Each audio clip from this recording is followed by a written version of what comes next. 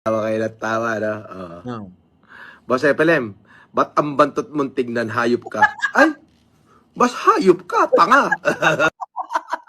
Kita nyo mga kababayan, nagko-comment, oh, Boss FLM Eka, ba't ang bantot mong tignan? Eh, totoo namang mabantot ho tignan. Tingnan nyo ho itsura. Ewan ko kung makakatagal kayo rito sa pakikipaghalikan, ano? Yung itsurang ganito, mga kababayan ko, na puro plema bunganga nito. Puro plema bunganga nito. Tapos isipin nyo, makikipaglaplapan kayo. Kaya nga ako nagtataka kung paano na-take ito ni Mayo, ano, mga kababayan. Sige, isipin nyo, imagine nyo, ipikit nyo ang inyong mga mata.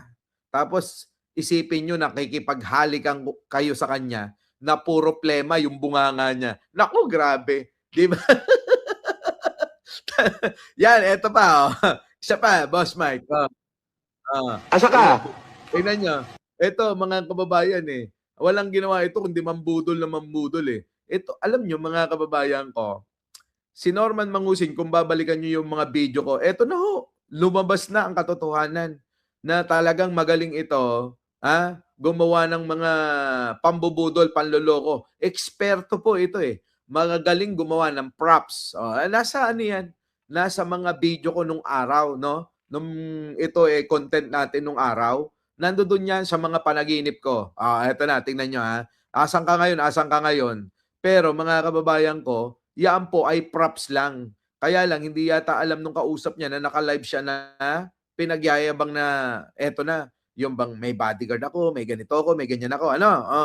Nasa ka ngayon? Asa ka? Boss, sorry, mali yung acting ko, boss. Kita nyo? Mga kababayan, nagsusorry yung tao, yung kausap niya na sorry daw kasi mali yung acting. Mga kababayan, mahilig talaga kumuha ng mga tao yan para gawing props. Totoo yan. Gagawin niyang props, mga kababayan, tapos babayaran niya ng kahit magkano. Minsan 500, 1,000. Swerte na nga yun kapag bayaran niya ng 1,000. At pag binabayad pa sa iyo yung pag-aabot ng pera, gagamitin niya pa uli yun. Ganon yan. Si Norman Mangusin. Mali acting natin.